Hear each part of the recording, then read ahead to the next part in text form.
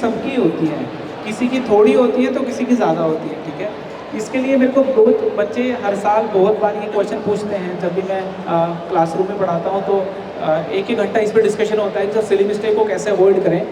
और बड़ी चीज़ है सिली मिस्टेक, क्योंकि कई बार पेपर में 4-5 क्वेश्चन तो सिली मिस्टेक से ही चले जाते हैं, है ना, और कई बार तो 6-7 क्वेश्चन भी चले जाते हैं। सिली मिस्टेक के लिए दो चीज़ें मेरे को लगती हैं कि दो मेथड्स बहुत यूज़फुल हैं। एक तो मैं कहता हूँ कि बैक चेकिंग, और दूसरी चीज़ कहता हूँ मैं सेकंड थॉट। जैसे कि अपन एक क्वेश्चन कर रहे हैं सोल्व, तो आपने क्वेश्चन को सोल्व करना चालू किया, सोल्व करने के बाद आपका आंसर आ गया, तो एक क्विक बैक चेकिंग मार लो कि यार ये वाला स्टेप ठीक था क्या, ओके, ये चीज़ ठीक, ये चीज़ ठीक, ये चीज़ ठीक, ये चीज़ ठीक, अच्छा आंसर ठीक, सी टिक कर दिया, ठीक है। इसको मैं बोलता हूँ back checking method, silly mistakes को अवॉइड करने का। दूसरा है सेकंड थॉट। आप पूरे क्वेश्चन के सोल्यूशन को, है ना, मैंने कहा कि क्विकली 5-7 सेकंड में वापस चेक करना, ये तो हो गया बैक चेकिंग मेथड। दूसरा हो गया सेकंड थॉट मेथड। उसमें क्या है, आपने पहले स्टेप से जैसे सेकंड स्टेप लिखा कि हाँ ये सेकंड स्टेप हो गया, अच्छा ठीक लिखा क्या, फिर से एक बार देख लिया, है ना। देख लिया का मतलब उसको पूरा कैलकुलेट नहीं करना, नजरों में से फेर लिया। दूसरे स्टेप से तीसरे स्टेप पे लिखा, अच्छा ये यहाँ पे ये वाला स्टेप हो गया, अब फिर से नजरें फेर ली उसके ऊपर से। सिली मिस्टेक जो है ना वो नजरों का ही धोखा होता है। आपने एक बार और नजरें फेर ली ना सोल्यूशन के ऊपर से, बस उस एक्स्ट्रा भाई एक क्वेश्चन को सोल्व करने में आपने 3 मिनट दे दिए, अगर 2 मिनट 3 मिनट दे दिए, उसके अलावा अगर आप 20 सेकंड और इन्वेस्ट कर देते उसके ऊपर, तो आपने अश्योर कर लिया कि सिली मिस्टेक तो नहीं होगी।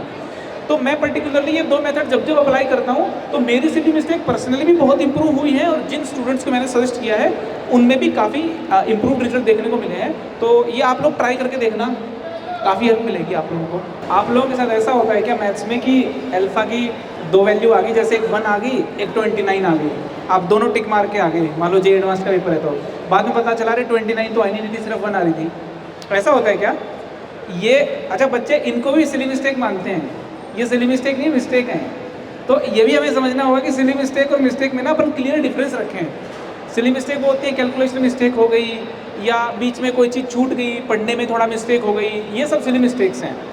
मैथ्स में ना एक तो होती है सिली मिस्टेक, एक होती है सिली मिस्टेक जैसी दिखती हुई मिस्टेक, और फिर बड़ी मिस्टेक्स हो गई। तो ये सिली मिस्टेक जैसी दिखती हुई जो मिस्टेक्स है ना, इनके लिए ये 10-15 टाइप की होती हैं बस। सारे टाइप की मिस्टेक्स अगर अपन पहले से आइडेंटिफाई कर लें अपनी प्रैक्टिस में कि यार ऐसे तरीकों से ज़्यादा वैल्यूज़ आती हैं, ऐसे तरीकों से कम वैल्यूज़ आती हैं, है ना, रिजेक्शन और एक्सेप्ट कब करनी है वैल्यू, ये सारी चीज़ थोड़ी अगर प्रिपरेशन के साथ साथ आप सीखते जाओगे तो आप ये आइडेंटिफाई कर लो कि हाँ ये तो मिस्टेक्स है, और मिस्टेक्स हट जाएंगी, फिर सिली मिस्टेक्स पे काम करोगे तो वो भी हट जाएगी।